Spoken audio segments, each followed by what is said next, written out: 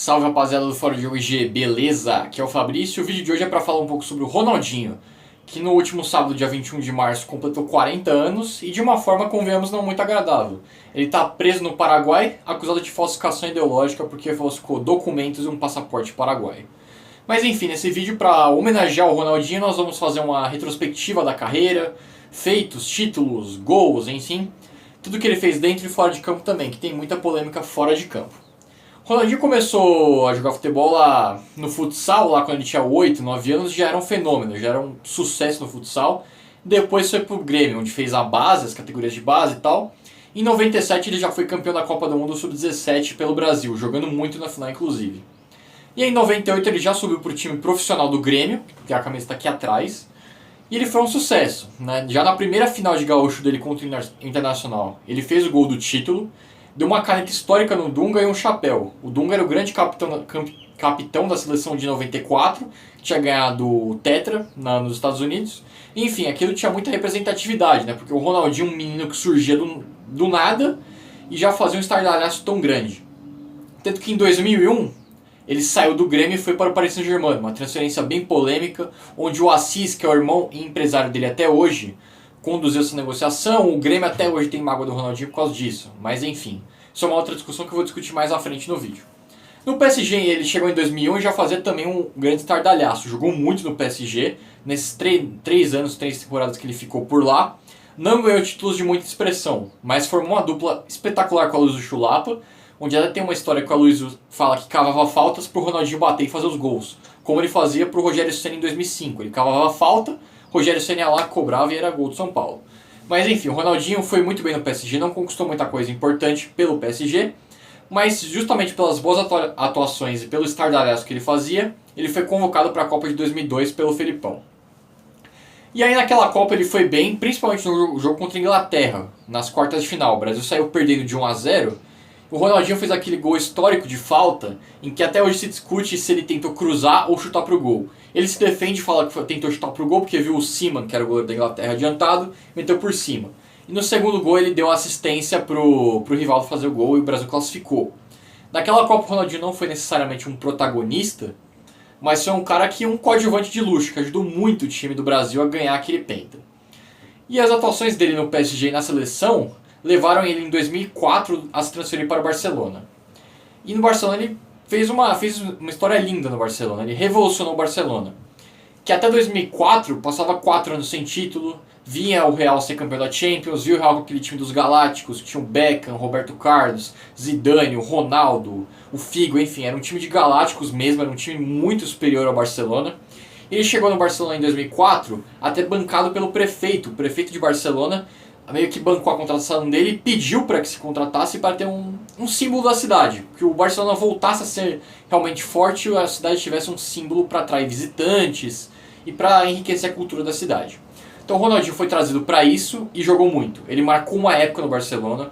É só vocês verem os depoimentos do Xavi e do Iniesta que jogaram com ele. Ele renasceu com o Barcelona. O Barcelona estava morto e ele, com as atuações dele, com a genialidade que ele tinha, para mim o maior artista de todos os tempos do futebol, empatado com o Garrincha.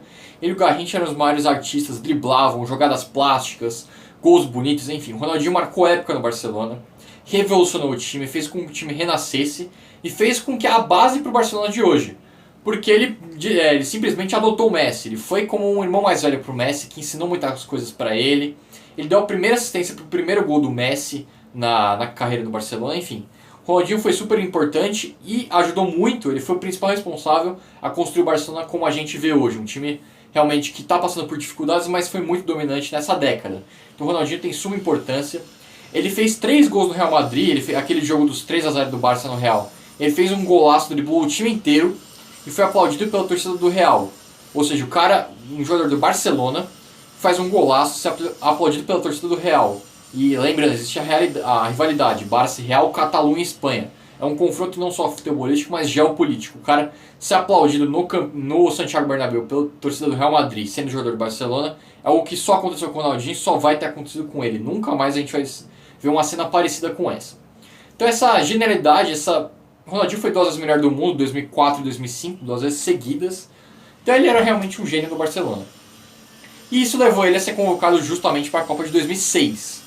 onde tinha muita expectativa. O Brasil tinha um timaço, tinha ele, Kaká, Adriano e Ronaldo, o quarteto mágico, o quarteto fantástico, que o Brasil tinha muita esperança de ganhar aquela Copa. Mas naquela Copa o Ronaldinho não foi bem, ele não jogou nada parecido com o que se esperava dele, e o Brasil não foi bem, caiu nas quartas de final para a França, aquele jogo foi 1 a 0, gol do Henry, que muitos acreditam a falaria pro Roberto Carlos, mas eu acho que não foi falha dele. Mas enfim, não é o foco da discussão. Ele falhou, o Ronaldinho não conseguiu jogar bem, e muitos colocaram a culpa dele naquela Copa, né? O Brasil não foi um fracasso, mas não foi o que se esperava, foi muito pior do que se esperava. Porque a gente realmente esperava que o Brasil fosse campeão. Mas enfim, depois de 2006, depois daquela Copa, ele nunca mais conseguiu ser o jogador genial que ele foi no Barcelona. 2006 ali foi o início do declínio dele. Tanto que o Barça perde a final de 2006 do Mundial para o Internacional de Porto Alegre.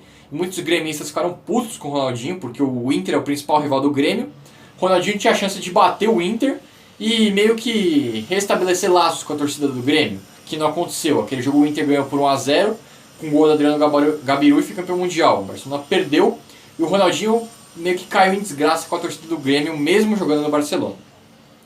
Enfim, depois daquela Copa de 2006 ele nunca mais foi o mesmo jogador. Foi pro Milan em 2008, ele teve alguns jogos bons, alguns lampejos do gênio que ele era, mas nunca chegou a ser um jogador sólido, um jogador constante que jogava muito constantemente. E tanto que em 2011 ele vem pro Flamengo, bancado pela Patrícia Amorim, que ela era presidente na época. Na entrevista ele fala, agora eu sou Mengão, e existia uma negociação com o Grêmio na época. O Grêmio inclusive havia comprado as caixas de som para anunciar o Ronaldinho. Mas o Ronaldinho foi pro Flamengo, esse que é conhecido como o episódio das caixas de som do Grêmio. Muita gente zoou o Grêmio até hoje por causa disso, das caixas de som.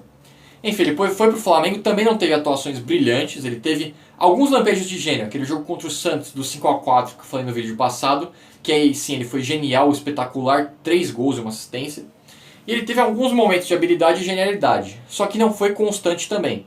Não fez atuações constantemente boas, a gente viu lampejos do gênio que ele foi. Esse que no meio de 2012 ele vai para o Atlético Mineiro e aí também o Ronaldinho muda o patamar do Atlético Mineiro.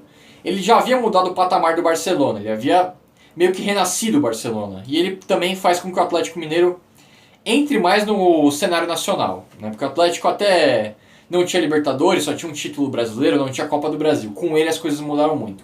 Ele chegou em 2012, já teve um impacto gigantesco, fez golaços, fez um golaço contra o Cruzeiro, que é o maior rival, o Atlético ganhou aquele jogo. O Atlético foi vice-campeão brasileiro jogando muito.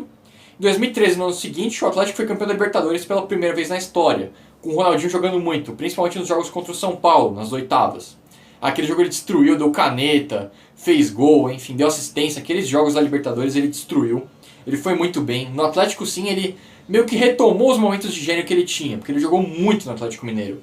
Ganhou um Mineiro e uma Libertadores, que era o título mais importante da história do Atlético até então.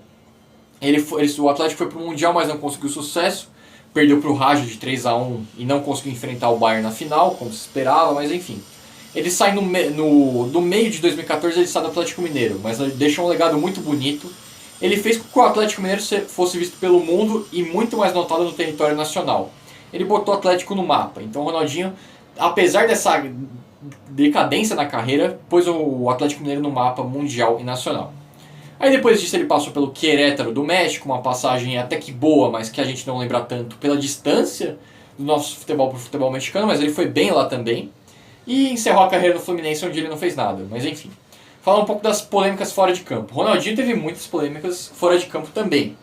Basta a gente ver o caso agora da prisão dele. Ele foi preso, ele e o irmão Assis, por falsidade ideológica, porque eles obtiveram documentos e passaportes paraguaios falsos.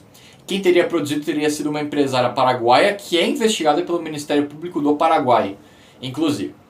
Teve um esquema de pirâmide também que ele é o responsável, entre aspas, porque a empresa era Ronaldinho 18K, que era uma empresa de mineração de bitcoins que prometia 2% de lucro ao valor investido por dia. E lucros poderiam chegar até os 400%, um valor totalmente real. E com isso o Ronaldinho foi processado por vários empresários que investiram as ações da 18K Ronaldinho.